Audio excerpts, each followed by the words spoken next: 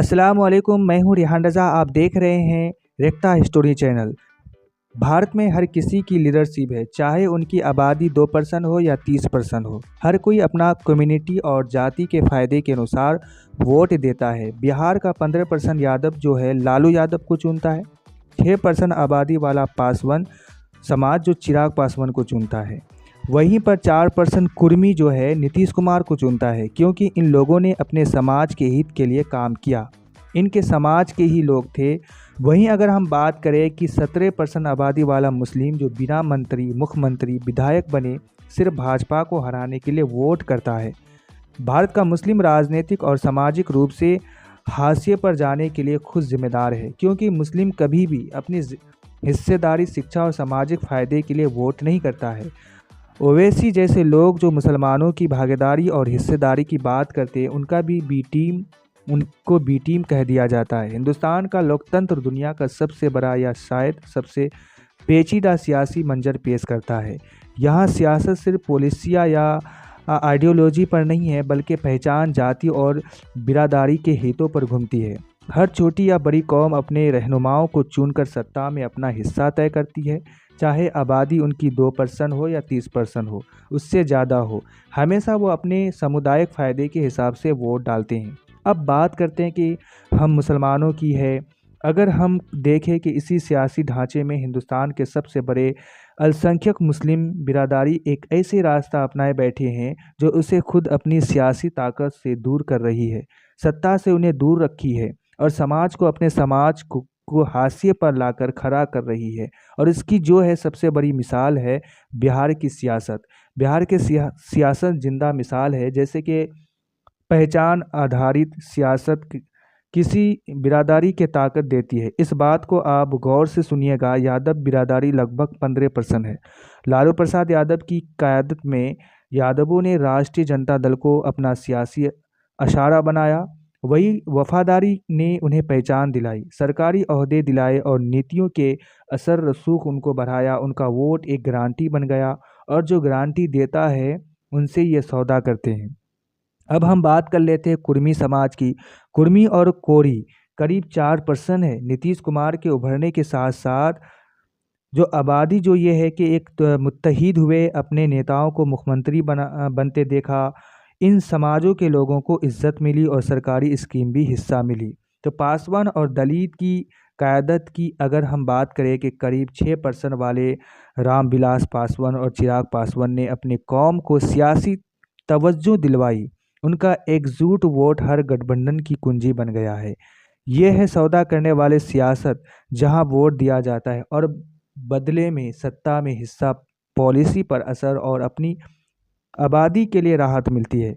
लेकिन अगर हम वही बात करें कि 17% वाले मुस्लिम बिरादरी जो मुल्क की तकरीबन 5वां हिस्सा है, उसने अपने वोट को ज़्यादातर बीजेपी को हराने के लिए इस्तेमाल किया, अपने तरक्की के लिए किया। एंटी बीजेपी सोच का नुकसान मुसलमानों को क्या हुआ, आपको मैं बताने जा रहा हूँ। एंटी बीजेपी सोच का नुकसान 1990 के बाद मुसलमानों का वोट सुरक्षा की सियासत में बदल गया। मतलब कि मुसलमानों ने अपनी एक सोच ऐसी बना दी कि आप उसको वोट दीजिए जो बीजेपी को हरा सके। तो उसका नतीजा ये हुआ कि मुसलमान सिर्फ एक वोट बैंक बनकर रह गया। कभी भी उसका समाज में बराबरी का हिस्सा नहीं मिला। कभी भी उनको जो है कि उनके समाज का हित का कोई काम नहीं हुआ। सपा कांग्रेस या तृणमूल कांग्रेस जैसे पार्टियां अच्छे तरीके से जानती है कि मुसलमान डर के मारे वापस उनके पास ही आएगा, इसलिए उन्हें मंत्री बनाना या बड़ा ओहदा देना कोई मजबूरी नहीं कर गई। तो इसका नतीजा ये हुआ कि मुस्लिम वोट ने मोल भाव की ताकत खो दी है। अब हम नुमाइंदगी की बात करते हैं। 2019 में लोकसभा में सिर्फ 27 मुस्लिम एसपी थे, यानी कि आबादी के सिर्फ 5% यानी 19% आबादी है मुसलमान की। लेकिन मेंबर ऑफ पार्लियामेंट कितनी है?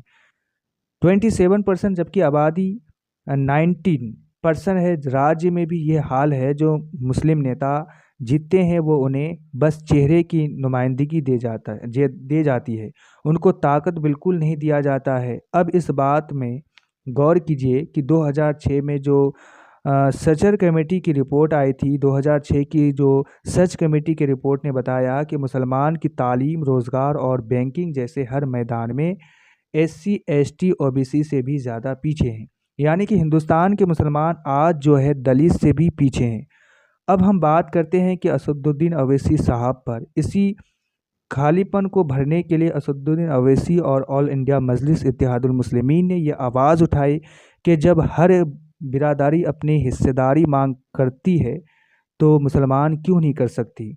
मगर जैसे ही अवैसी साहब मैदान में उतरते हैं तो सेकुलर पार्टी ने उन्हें बीजेपी की बी टीम कहकर डर फैलाती है। कहा जाता है कि अगर मुसलमान ऑल इंडिया मजलिस इत्तेहादुल मुस्लिमीन को वोट देगा तो वोट बढ़ जाएगा और फ़ायदा बीजेपी को होगा। यह खौफ की रियासत मुस्लिम वोटर को हमेशा उलझाए रखती है। अगर वो अपनी हिस्सेदारी मांगे तो उसे सांप्रदायिक कहा जाता है, अगर वो चुप रहे तो हाशिए पर उनको भेज दिया जाता है। कुल मिलाकर अगर हम ये बात कहें कि मुस्लिम सियासत जो है आज इतने नीचे है, इसका ज़िम्मेदार मुस्लिम कौम खुद है। आपने एक चीज़ पे गौर किया होगा कि हिंदुस्तान के किसी भी राज्य के अंदर चुनाव होता है तो वहाँ पे मुसलमानों का एक ही टारगेट रहता है कि बीजेपी को हराना है। वो वैसे ही कैंडिडेट को ढूंढते हैं जो बीजेपी को हरा सके। मुसलमानों ने बीजेपी से दुश्मनी लेकर के जो है अपने आप को नुकसान कर लिया। बाकी वो दूसरी कम्युनिटी की बात करें, चाहे तो वो यादव हो या फिर कुर्मी हो, दलित हो, राजपूत हो, चाहे जिस भी जाति के लोग हो, सब लोग जो है आराम से बीजेपी को वोट करते हैं। लेकिन उनके उनके जो कम्युनिटी के लोग हैं उनकी नज़र होती ही मुसलमान वोटों पे। अगर फिर कोई मुस्लिम लीडर उसके बीच में आते हैं या मुसलमानों से वोट मांगने के लिए, उनको हक दिलाने के लिए, उसको हिस्सा दिलाने के लिए, तो फिर उनको ये कहा जाता है कि बीजेपी की बी टीम है। फिर उनको डराया जाता है कि अगर आपने इनको वोट दिया तो बीजेपी यहाँ से जीत जाएगी। इसी खौफ से मुसलमानों को जो रखा जाता है, एक चीज़ साफ है कि अगर आप बिहार के हैं तो इस बात को आप कान खोल कर सुन लीजिए। जब जब तक मुस्लिम वोटर खौफ पर आधारित सियासत छोड़कर माफ़ियत पर आधारित सियासत नहीं आएंगे, तब तक उनकी आवाज़ दबती रहेगी और हिस्सेदारी दूर का एक ख्वाब बनकर रह जाएगी। फ़िलहाल वीडियो में इतना ही। वीडियो अगर आपको अच्छा लगा तो इसे लाइक और शेयर ज़रूर कीजिएगा। आपके मन के अंदर क्या सवाल चल रहा है, बिहार में इस बार क्या होने वाला है, इस वीडियो में कमेंट सेक्शन में जाकर के अपने राय ज़रूर दीजिएगा। और हमने जो बात रखी है आपको कितना सही लगा, आप इस वीडियो कमेंट सेक्शन में जाकर ज़रूर बताइए।